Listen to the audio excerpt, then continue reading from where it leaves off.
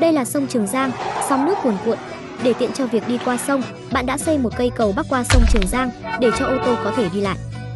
Nhưng nếu muốn cho tàu hỏa đi qua thì mặt cầu rõ ràng không đủ chắc chắn. Người thông minh như bạn đã nghĩ ra cách tăng số lượng trụ cầu để đỡ tải trọng của tàu hỏa. Nhưng nếu mặt cầu chỉ dùng để lát đường ray tàu hỏa thì ô tô lại không thể đi qua được.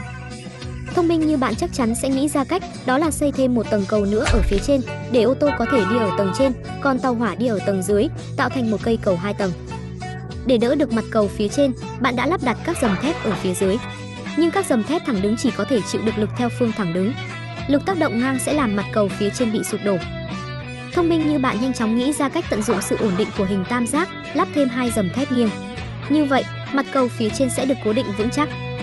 Bằng cách này, cây cầu đã có 2 công dụng, đồng thời đáp ứng được nhu cầu của cả ô tô và tàu hỏa.